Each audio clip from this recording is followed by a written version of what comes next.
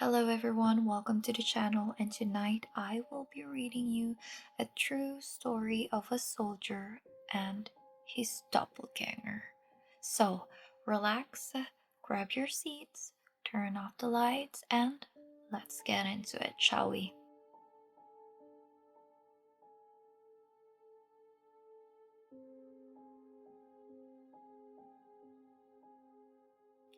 The night felt too quiet. The usual sounds like the wind through the trees were gone. It was as if the world was holding its breath. I felt it too, a coldness deep inside me, like something was wrong. I had been a soldier for years, always in the mountains, always alert. 5 years with my platoon, always together, fighting side by side. We were like a family. We shared everything, our fears, our struggles, our victories. When I was transferred to a quieter post, I thought it would be a break. No more danger. But it didn't feel like a break. It felt like something worse. One night, I visited my old platoon.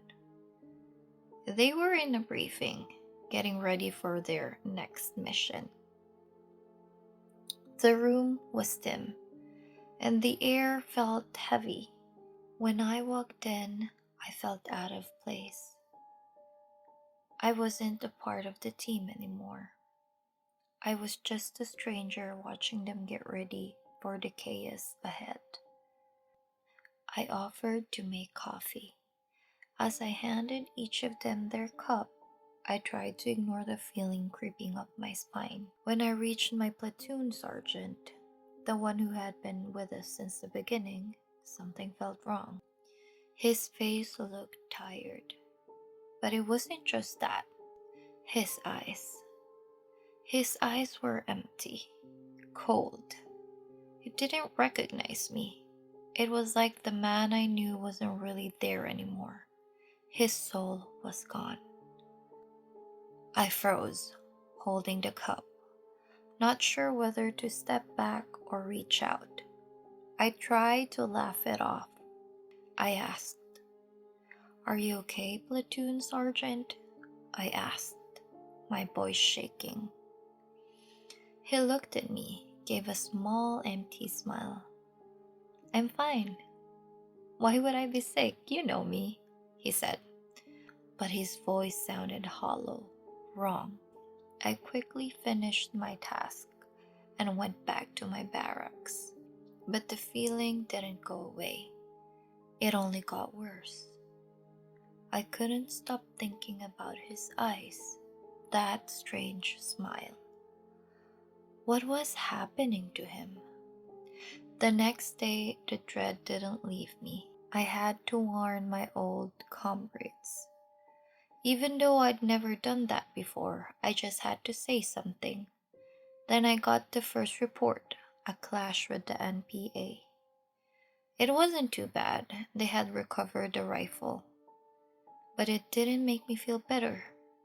The weight on my chest grew heavier. Something was wrong. Then came the second report. I couldn't breathe. My legs gave out. My mind scrambled to make sense of it. He was dead.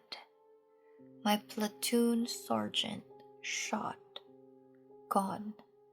I collapsed against the wall, the room spinning. Why hadn't I warned him? Why hadn't I done more?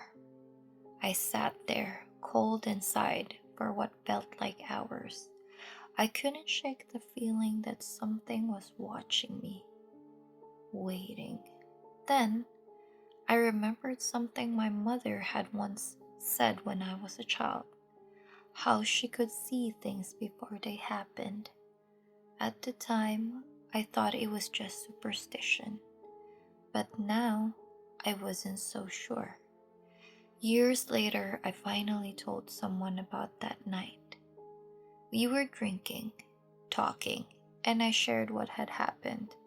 The strange feeling, the warning, the death. To my surprise, no one laughed. They all admitted they had felt it too. Something dark. Something watching. We had all felt that sense of doom before something terrible happened. We were connected by it. But it didn't end there. I saw him again. Not my sergeant. No, it was something worse. At first, I thought I was imagining it. A flicker of movement, a shadow. But it kept happening. Every time I turned a corner, I could see him, just out of sight. But when I looked, he was gone. One night, I saw him again. He was standing in the shadows just beyond the light. I knew it was him, but he wasn't a man anymore. His form was twisted. His eyes, those eyes were empty. It was like the sergeant, but not him. A shadow of a man. I tried to look away, but I couldn't move. My heart pounded in my chest, and then I heard it. His voice. But it wasn't his voice. It was mine. You can't escape, the figure whispered, his lips curling into a smile. The voice was mine, but the words didn't feel right. I am you, but not the way you want to be. The darkness around me grew thicker. I couldn't breathe. I wanted to run, but my body wouldn't move. I was trapped.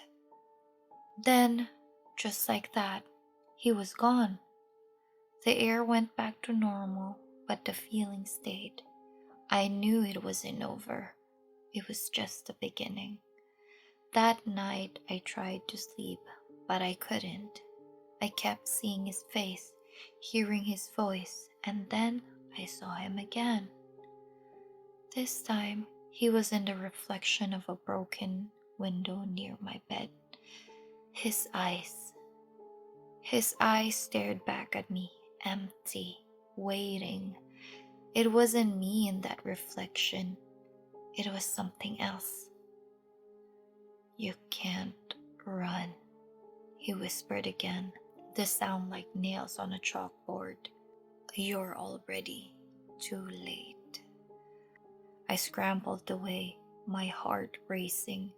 I didn't dare look back, but I could still hear him. His voice echoed in my head. You're already too late. Now, every corner I turn, every time I glance over my shoulder, I know he's there. In every reflection, in every shadow, I can't escape him. One day, I know I'll turn around and he'll be there. The thing that isn't me. And I won't be able to run anymore. So, if you ever feel that cold dread in your bones, don't ignore it. Because the next time you do, it might not be you staring back at yourself. And the thing you see in the reflection might be the last thing you ever see. Stay alert, trust your gut, and if you see me or something that looks like me, run. Run fast. God bless you. And that is it for our scary story tonight. I hope you enjoyed it. Thank you so much for watching and stay safe out there.